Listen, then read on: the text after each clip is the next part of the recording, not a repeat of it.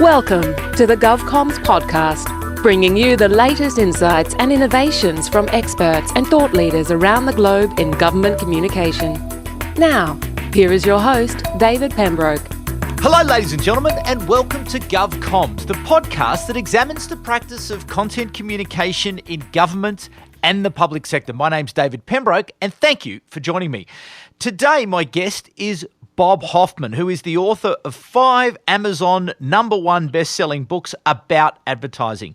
He is also one of the most sought-after international speakers about advertising and marketing. Indeed, one of his books, Bad Mem, How Advertising Went from a Minor Annoyance to a Major Menace, exposed many of the dangerous data abuse practices that are leading to a re-evaluation of the role of the major platforms such as Facebook around the world. He is the creator of the popular The Contrarian blog and newsletter, which I subscribe to, and he's been named one of the world's most influential marketing and advertising blogs by the Business Insider.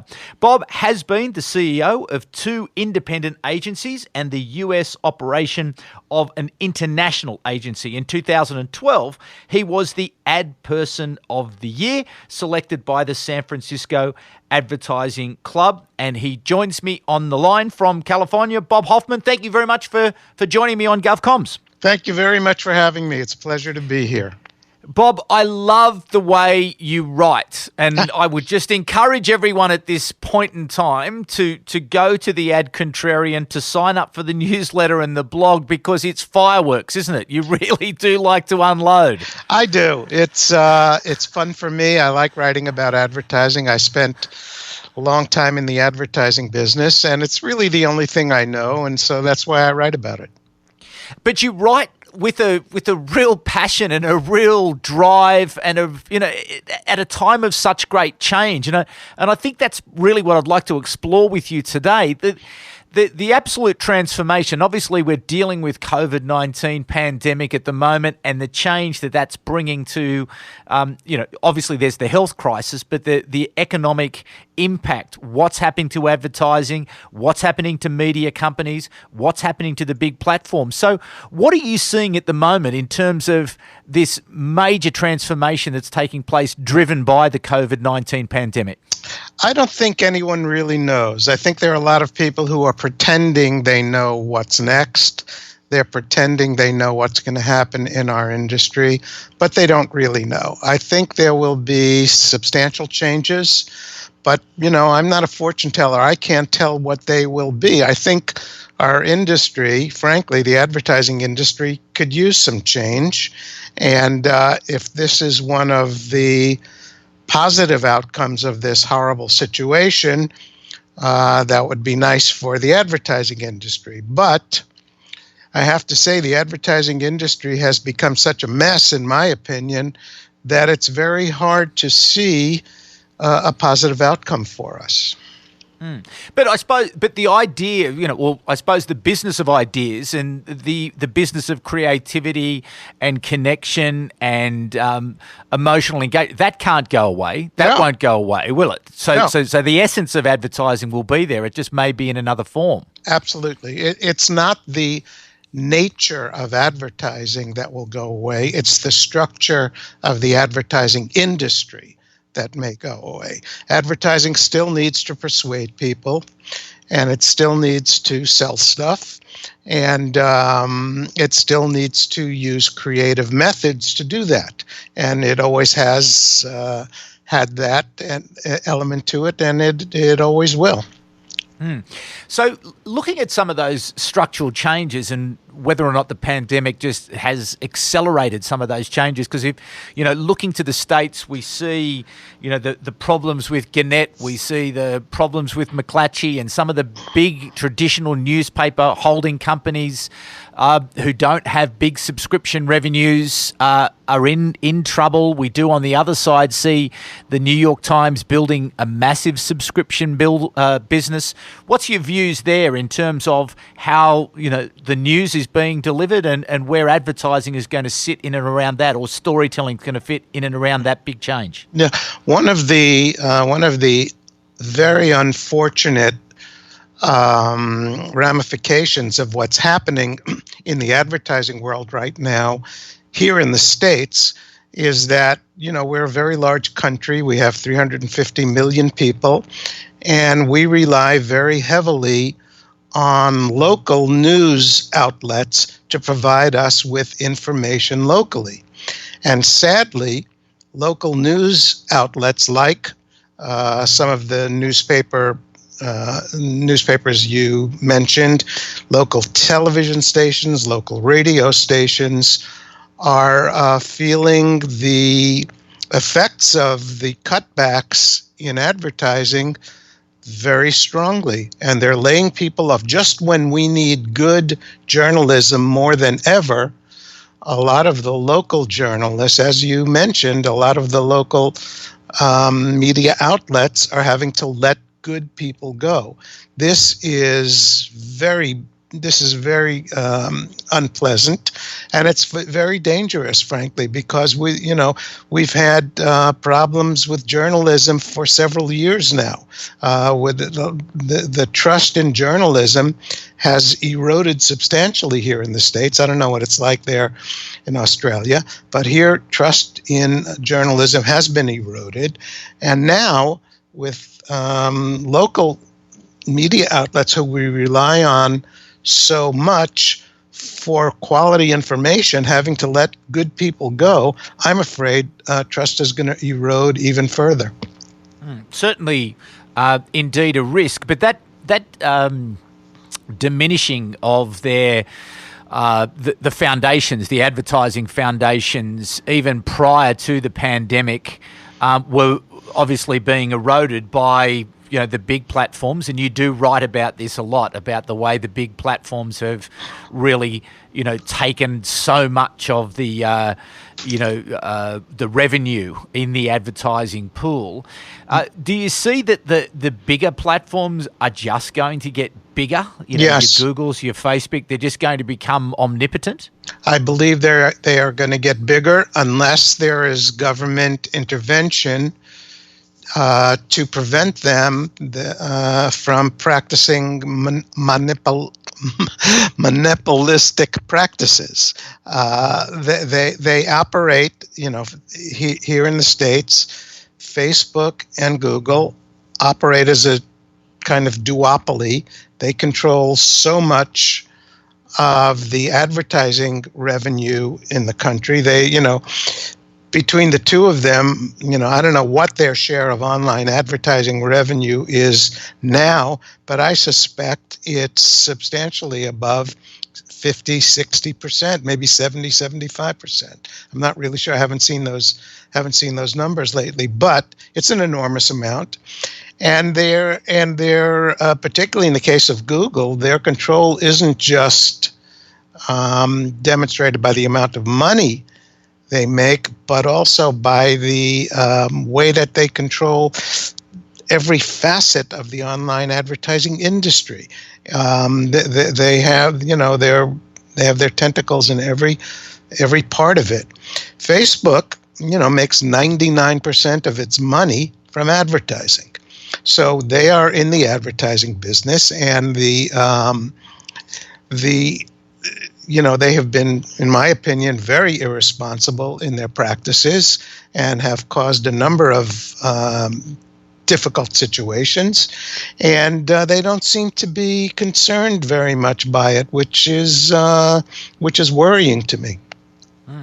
Do you see that there may be, and again, I think the context of the pandemic, as you say, I think it's the right position to take, is that we just don't know. There is not the certainty.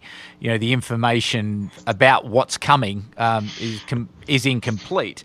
But do you think there will be an appetite from the legislators to get into regulation, to get into breaking up these giants, or do you just think that they're too big, they're too powerful, and no one's going to want to touch them? I think there was some momentum toward doing that until the pandemic happened. I think there was a certain degree of momentum within, here in the States at least, within the legislatures to get these guys under control. But I think there are so many more critical things to deal with now, and probably for at least a year, that this will go on the back burner. And any momentum that was built will be lost, I'm afraid. I think that's not a good thing, but realistically, imagine yourself as a representative. There are things that are now critical to your to what you're dealing with that are more important than antitrust issues. Doesn't mean that the antitrust issues aren't important, but they're just they've taken a back seat now to other more important things. For example, health and the economy. But if you look at that challenge around reputation, which the big platforms had leading into this, and obviously they're doing whatever they can to be seen to be good citizens by, applying some of their technologies and their apps and other things to help deal with the health crisis and the economic crisis. Do you think that's genuine, or do you think that's just PR? I think to some degree it's genuine. I think on the part of Google, they have tried to do a lot to help during this critical period. I think Facebook has also done a few things that have been good. Facebook contributed $100 million to local news organizations to help them stay afloat, which, it's a good thing. They're not all bad. They have, there are some things that they're doing that are good and worthwhile. And, I think, a lot of it is genuine. But they are also dangerous, and they are operating without guidelines, without parameters, and without, here in the States at least, without sufficient regulation for the amount of power that they wield. And that needs to be taken care of eventually. Mm. Yeah, it's fascinating to see where that ends up, isn't it? Because, in Australia, the platforms are just as dominant as they are in the United States. Mm-hmm. So it's same, really. So mm-hmm. there's no, and really when you roll through the rest of the world, apart from China, they seem to have the same sort of operating profile and influence. So very big companies, and so whether it's a global regulatory approach, I know that's been spoken of in the past, and some of the taxation issues I think will be interesting, post the pandemic crisis as well, isn't it? I wonder whether or not, this ability to sort of set yourself up in Ireland and never pay tax anywhere around the world. I think it's very distressing. That one of the ways I gauge a company's sincerity in whether they're doing good for the public or not is to what extent they go to avoid paying taxes, because one of the most important things that every person and every organization does to help a country, to help the people of a country, is to pay taxes. That's where, I don't like paying taxes. Nobody likes paying taxes, but that's part of your responsibility as a responsible citizen. And the more these companies go to great lengths to avoid their responsibility in paying taxes, that's the degree to which I lose faith in their sincerity about wanting to help.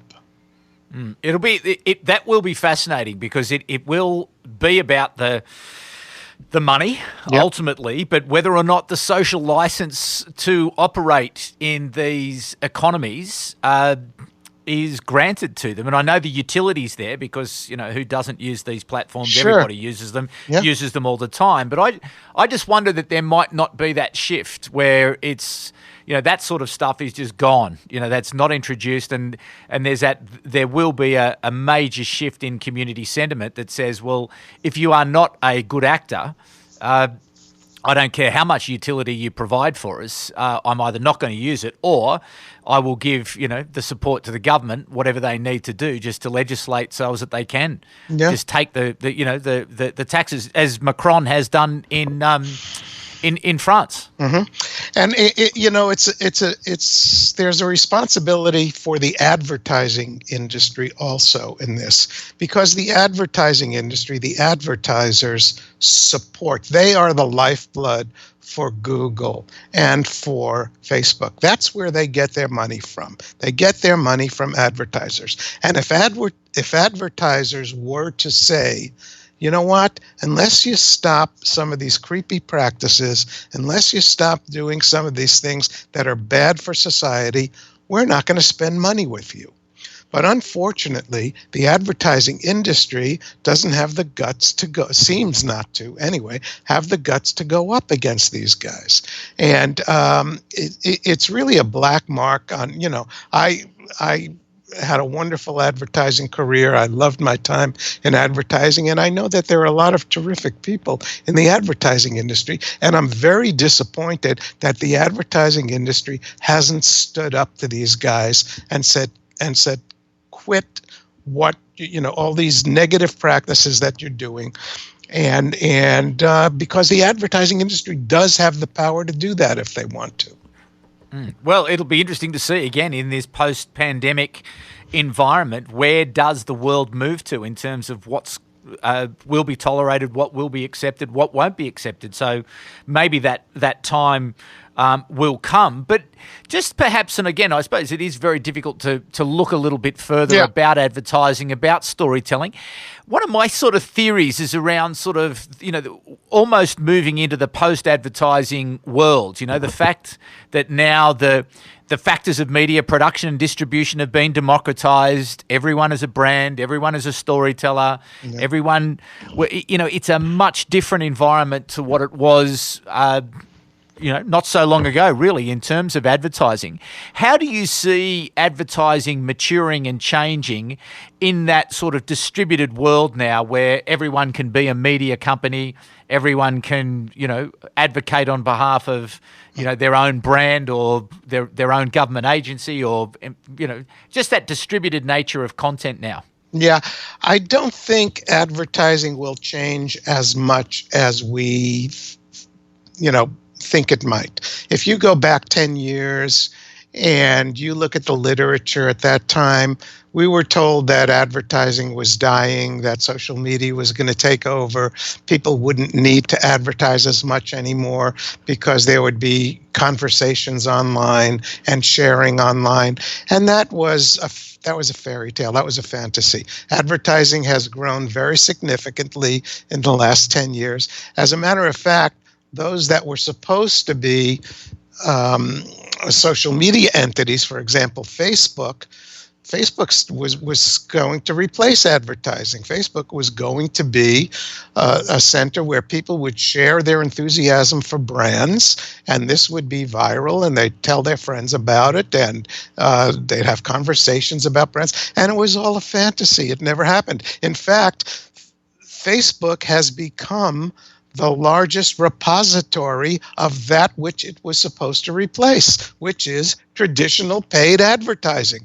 You can't go on your Facebook page without seeing traditional paid advertising all over the place. Now Facebook was supposed to end that, but it's become the number one repository of it. So the idea that advertising is going to go away, it's going to be replaced by other kinds of communication, I don't think I don't think you can make as strong an argument for it as we did 10 years ago, because the history, if we're going to be accurate analyzers of history, we have to say that advertising has done nothing but grown in the past 10 years, and I expect it will grow substantially in the future once the coronavirus pandemic is controlled and dealt with.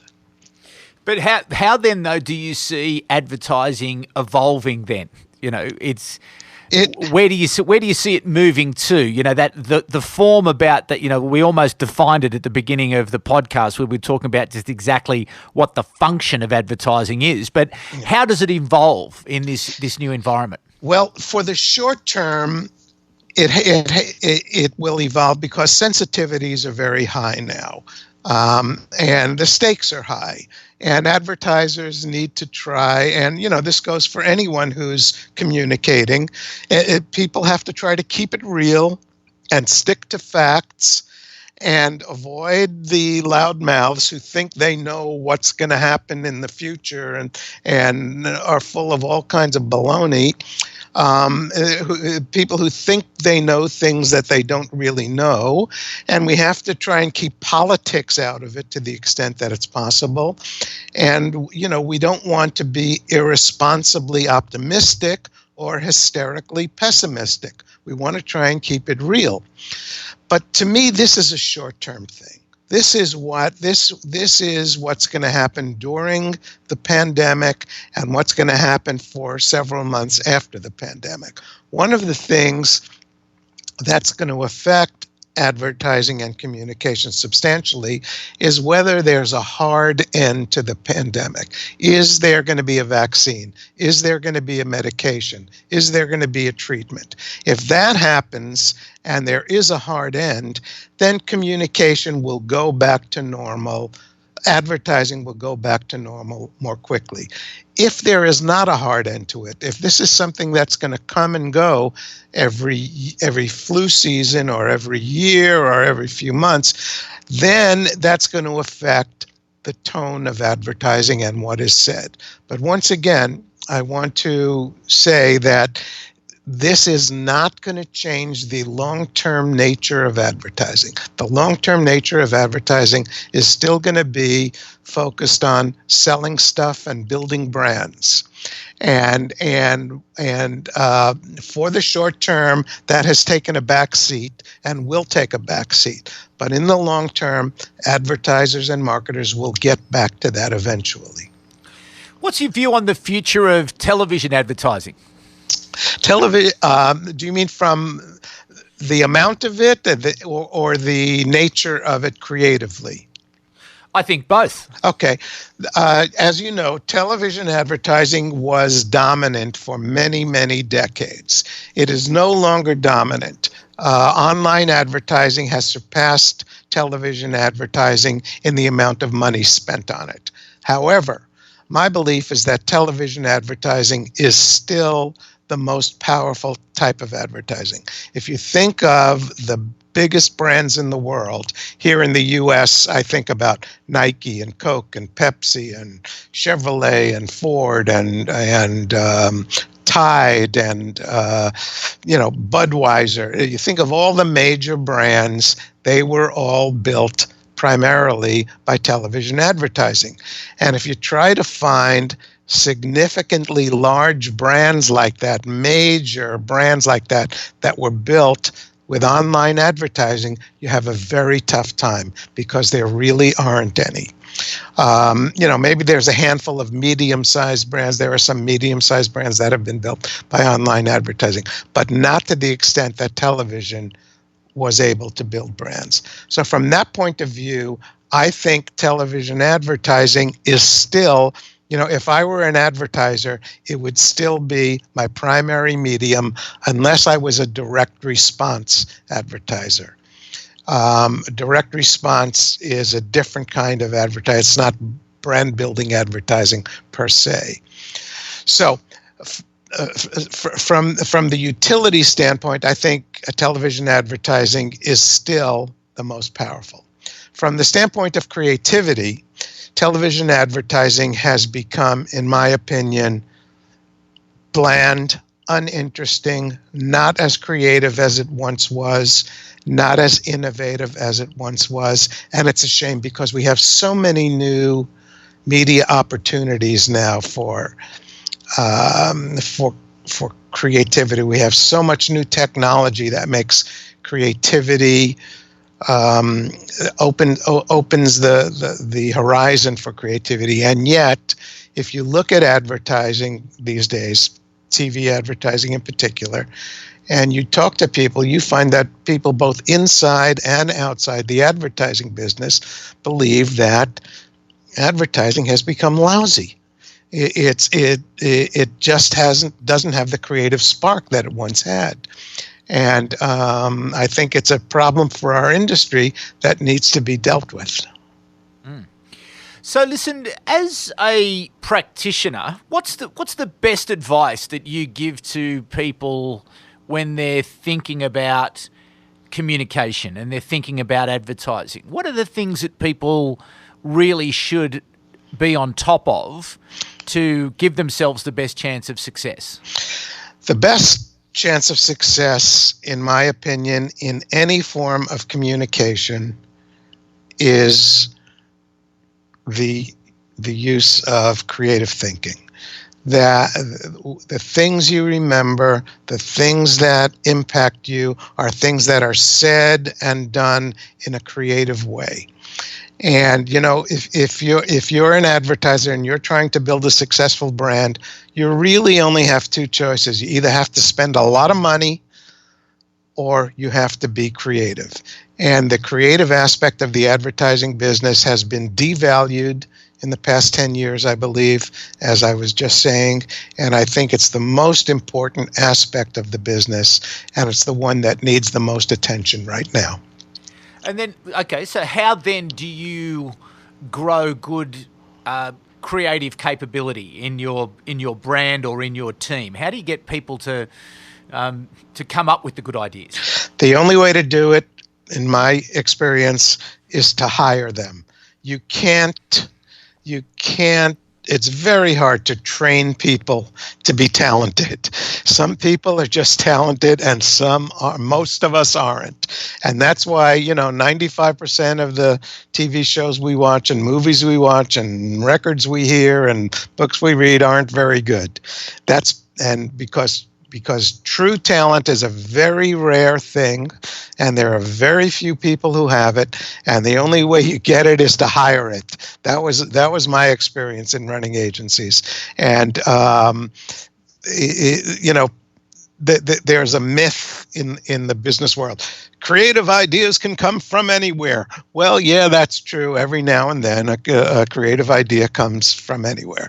But most of the time, the good creative ideas, at least in the advertising business, come from the same people. Just like the best movies come from the same people, the best books come from the same people, the best music comes from the best people. It's no different in any other creative environment. There are some people who have the talent and some people don't. You got to go out and find the people with the talent and hire them.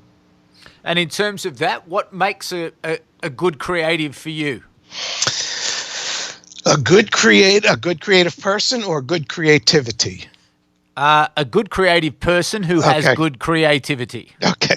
A good creative person is a person with a very wide open mind, who's influenced by a lot of different things, who pays attention to what goes on around, who is interesting and interested, and someone who is observant, who can see what people are really doing, not what people say they're doing. And good creativity, that's not hard. It's the ability to capture human emotions, whether it's humor or tragedy, whether it's beauty or entertainment of some sort. The characteristics of good creativity are universal. It has a human. I used to say, good advertising is good advertising gives us a product benefit. Great advertising gives us a human benefit. It's about the truths of humanity and what we all feel and believe. And there isn't much of that these days. There used to be. I don't know why that is, but it seems to me there's not as much good creativity as we once had. Well, Bob Hoffman, thank you so much for spending some of your day with us today. We certainly do appreciate that. And I really wonder whether or not this place in time where we are now, dealing with this particular health crisis, people being forced to stay inside, forced to be isolated, forced to perhaps reevaluate their lives and the way they've worked and what they've done, and they're having more time to think about that than perhaps they ever have in the past, and whether or not that may lead to a resurgence in that humanity that you speak about, and then a response to that changing environment. That's where the sweet spot will emerge. You know, I'm very hopeful, and I think that there will be a lot of creativity come out of this particular pandemic, and I think there'll be a massive shift in the way people go about their lives. That's my theory. What do you think? I hope you're right, David, but I have to say I'm officially skeptical. If you go back in history, and if you look at the bubonic plague, and you look at the Spanish flu, and if you look at World War I and World War II and other disasters, did human nature really change after those? There may have been some short-term effects afterward where people, got together and said, God, we've had enough of this. We need to be together. We need to think of ourselves as one species who and help each other. But those are very short-lived. So you know what? I hope I'm wrong, and I hope you're right.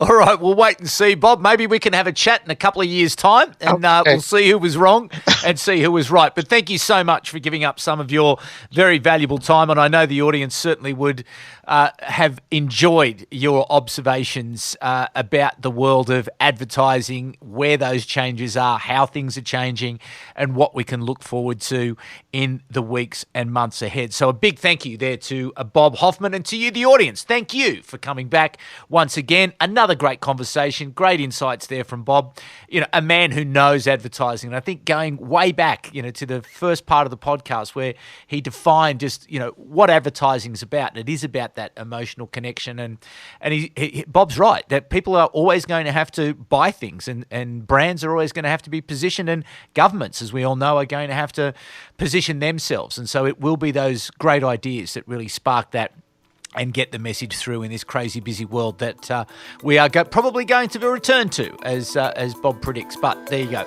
So thank you very much for coming back, and we will be back at the same time in a couple of weeks. But for the moment, it's bye for now.